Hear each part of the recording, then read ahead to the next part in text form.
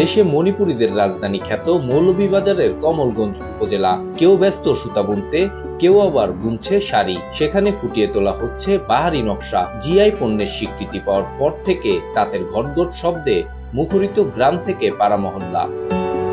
এরই মধ্যে মণিপুরি কমপ্লেক্স সহ মণিপুরি পাড়ায় ফিরেছে কর্মচাঞ্চল্য। প্রতিটি শাড়ি বিক্রি হয় 5,000 থেকে 19,000 টাকায়।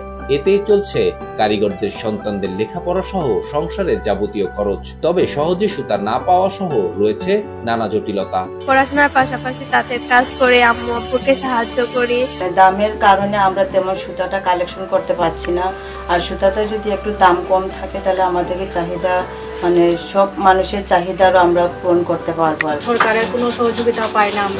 আমরা নিজের মতোই এগুলো কাজকর্মটা করতাম আর কি। ব্যবসায়ীরা জানান, রং নকশা সহ নিজস্ব বৈশিষ্ট্যের জন্য বেশ জনপ্রিয় এই শাড়ি। দেশের বিভিন্ন প্রান্ত থেকে এই শাড়ি কিনতে ভিড় করেন ক্রেতা ও পাইকাররা। টুরিস্টরা আইতেছে, আইসা আমাদের মণিপুরের কাপড় বেচাকেনা ভালো চলতেছে। সম্প্রতি জিআই পণ্যের স্বীকৃতি পাওয়ার পর খুলেছে বন্ধ থাকা বেশ কিছু তাঁত। এতে নতুন করে কর্মসংস্থান হবে অনেকের, এমনটাই প্রত্যাশা মণিপুরী নেতাদের। বিপণন কেন্দ্র অথবা বিক্রয় কেন্দ্র যদি আমরা সঠিক বা আমরা একটা নির্দিষ্ট করে পাই, তাহলে আমাদের আরও যে তড়িৎ গতিতে অথবা ভালো করে আমরা শাড়ি বুননের কাজটা আমরা সম্পাদিত করতে পারবো। মণিপুরি শাড়ি একটা ব্র্যান্ড হয়ে যাবে, এবং ব্র্যান্ড যখন হয়ে যাবে তখন আমাদের মণিপুরি যে তাঁত শিল্পীরা আরও আগ্রহ বাড়বে, পণ্য আরও উৎপাদন বাড়বে। আর মণিপুরি শাড়ি, বেডশিট সহ নানা সামগ্রী উন্নয়নে বিভিন্ন পদক্ষেপের কথা বলেছেন জেলা প্রশাসন।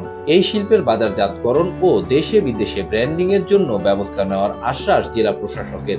ভবিষ্যতে সরকারের আরো পরিকল্পনা আছে এই ক্ষুদ্র নিগোষ্ঠী যাতে তাদেরকে সামনে প্যাট্রোনাইজ করে সামনের দিকে অগ্রসর করার জন্য, তারা যাদের পণ্যকে যাতে তারা মার্কেটিং করতে পারে, এই বিষয়ে জেলা প্রশাসনের পক্ষ থেকে, সরকারের পক্ষ থেকে সর্বাত্মক সহযোগিতা দেওয়া হবে ইনশাআল্লাহ। গুণগত মান রেখে মণিপুরি শাড়িগুলো বাজারজাত করলে জেলায় অর্থনৈতিক সমৃদ্ধি আসবে, এমনটাই আশা সংশ্লিষ্টদের।